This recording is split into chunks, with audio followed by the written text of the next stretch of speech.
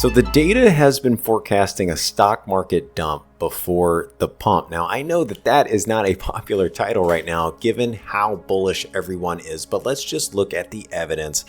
And believe it or not, this can be a blessing in disguise. Hey, I'm Luke Downey. I am with mapsignals.com looking at our latest Big Money Insights piece. And today I started talking about a very popular theory called the red car theory.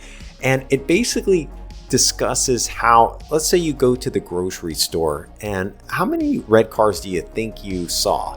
You might remember one, maybe two, but here's the deal. If I said, hey, I'm going to give you $250 for every red car that you notice when you go to the grocery store, chances are you're going to see a lot more red cars around you. And it's not because red cars just all of a sudden appeared. It's just you're focused, you're incentivized to actually see red cars. Well, guess what? That concept exists in the stock market. Sometimes there are red cars that are driving around and you just may not realize it at the time. We will revisit this in a second, but let's talk about our data, right? The last few weeks we've been talking about the Big Money Index. It's no longer overbought. And recently, it actually fell below 75%. Now, the Big Money Index, right? It's tracking the amount of money that's going into markets, right? So how many stocks are getting bought, how many stocks are getting sold. So if the BMI is falling, that means that the breakneck levels of buying has slowed down, right? Now, here's what's interesting. I went back, I did a study, and I looked since 2014, whenever the BMI falls below 75% from overbought conditions, 1 week all the way out to 2 months later, stocks in general are lower. And we're talking about the S&P Small Cap 600 and the S&P 500. So a week later, they're both down. A month later, they're still down, and really out to 2 months, kind of choppy. Small caps do underperform. So the outlook looks a little cautious, right? But is there a red car in this data? There actually is. So let me show you what I'm talking about. Something happened in the first 2 months of the year, right? So January and February had a great return, nearly 7%. I went back to 1979 and I singled out all the years where we were up 5% through the first 2 months, okay? Here's what is really awesome. March through December, so basically the remainder of the year, when we are up over 5% to kick off the start of the year, markets gain an average of 11.3% in the remaining months of the year.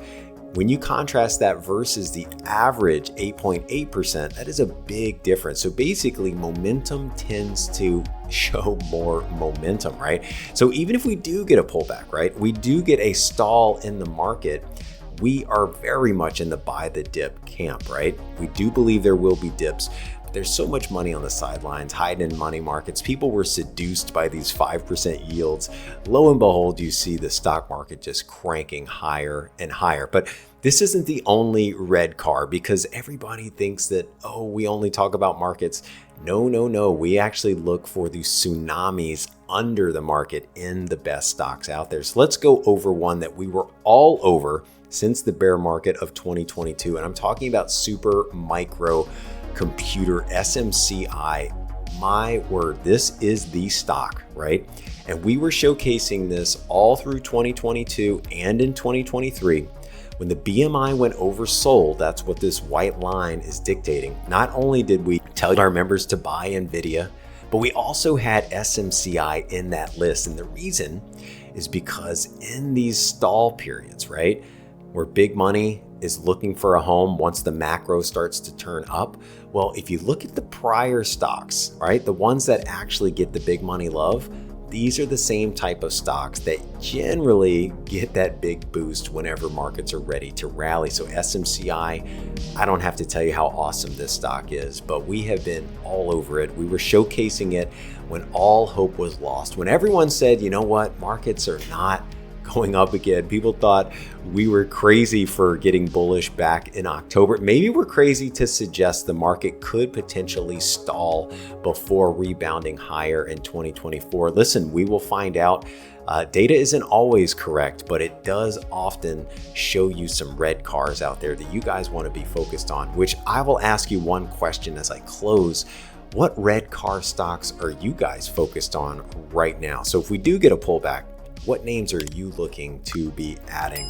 That's what I want to hear from you. I will see you guys next time.